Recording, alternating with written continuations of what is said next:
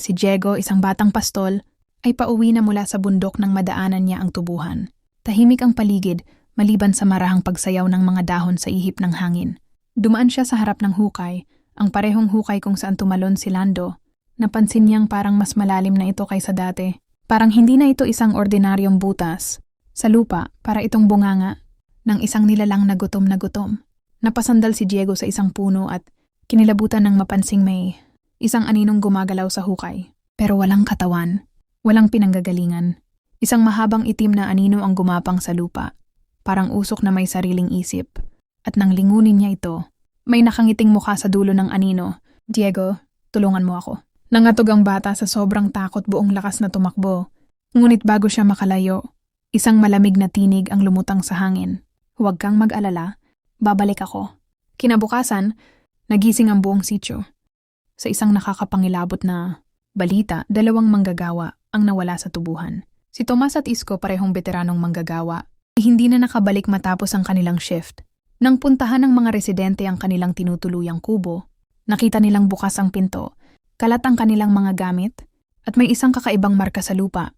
Isang hugis paa na hindi pangkaraniwan, mahaba, at sa may dingding ng kubo may nakasulat gamit ang uling.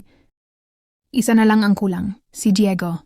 Sa pangunguna ni Mang Erning at ng Teniente del Barrio, nagtipo ng mga residente upang hanapin sina Tomas at Isko.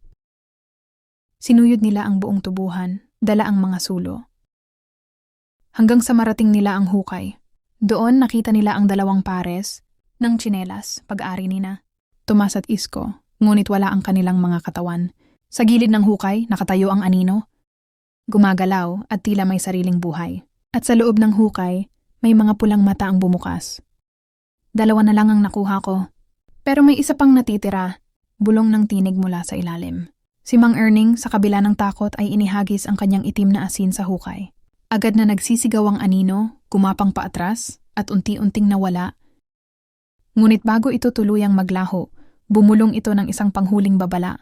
Si Diego, kukunin ko siya sa takdang panahon. Simula noon, ipinagbawal ng mga matatanda ang sino man na lumapit sa hukay pagsapit ng dilim. At si Diego, iniwan niya ang sitio Hamtik at lumipat sa ibang bayan umaasang malilimutan ang lahat ng nangyari. Ngunit sa isang madilim na eskinita sa kanyang bagong tirahan, isang gabi, may narinig siyang 3 malalakas na katok sa kanyang pinto. Diego, halika. Tapusin na natin ito. Sa loob ng kanyang maliit na inuupahang kwarto sa bayan, nakatitig si Diego sa pinto. Nanginginig ang kanyang mga kamay habang mahigpit na hawak ang isang krusipiho, tanging proteksyon niya laban sa anino mula sa sitio Hamtik. Mas malakas, mas madiin. Diego, lumabas ka. Alam kong gising ka pa. Kilala niya ang tinig na iyon. Malamig, mahinahon ngunit gutom na gutom. Pinilit niyang huwag gumalaw, pinilit niyang huwag huminga ng malakas. Ngunit biglang bumukas ng kusa ang ilaw, hindi dahil sa kanya, kundi parang may ibang puwersang nagbukas nito. Napatingin si Diego sa paligid, hinahanap kung may ibang tao sa loob ng kanyang kwarto. Ngunit wala. Tanging ang kanyang sariling anino lamang ang nasa sahig. Yun ang akala niya. Dahil ang kanyang anino ay gumalaw ng mag-isa. Napatigil siya na palunok.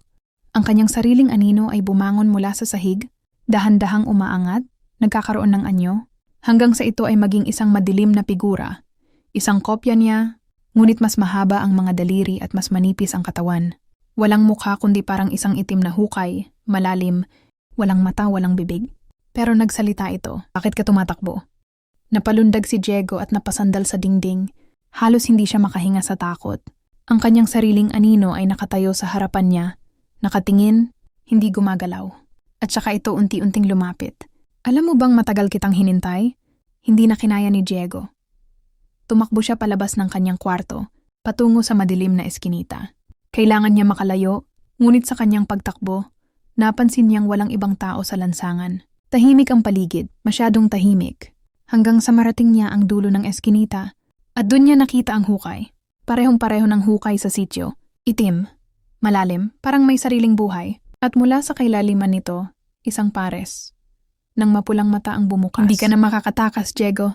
Nang lumingon siya sa kanyang likuran, nakita niya ang kanyang anino ay mas lumaki, mas dumilim, at may isang malahalimaw na anyo. At bago siya makasigaw, hinatak siya ng anino papunta sa hukay. Isang saglit lang, at nawala si Diego kinabukasan. Nagulat ang mga residente ng bayan. Si Diego, ang bagong dating mula sa probinsya, ay nawala ng walang bakas. Sa huling ulat ng mga pulis, tanging ang kanyang sapatos at isang piraso ng papel ang natagpuan sa madilim na eskinita. At sa papel na iyon, may isang kakaibang mensahe na sinulat gamit ang uling. Mula nang mawala si Diego, hindi na naging mapayapa ang Sitio Hamtik. Tuwing sasapit ang hating gabi, may naririnig ang mga residente. Mahihinang katok sa kanilang mga bintana, malamig na bulong sa hangin, at mga aninong gumagalaw kahit walang pinanggagalingan ng liwanag. Pero ang pinaka nakakatakot, unti-unting nawawala ang mga tao sa baryo. At sa bawat pagkawala, may naiiwang sulat sa dingding ng kanilang bahay. Ako na ngayon ang balikbayan. Sa takot, nagdesisyon ang natitirang matatanda ng Sitio Hamtik na kumilos. Pinangunahan ng Teniente del Barrio at ng isang matandang albularyo, si Lola Biring. Ang pagsasara ng hukay, sa hating gabi, nagdala sila ng banal na tubig, itim na asin, at insenso sa tubuhan. Doon kung saan nagmula ang unang hukay. Pagdating nila, bumungad sa kanila ang isang nakakakilabot na tanawin. Ang hukay ay lumawak. Hindi na lang ito isang simpleng butas sa lupa. Parang bibig ng isang halimaw, kumikilos at humihinga. At sa gilid nito nakatayo ang anino ni Lando. Ngunit hindi lang siya nag-iisa.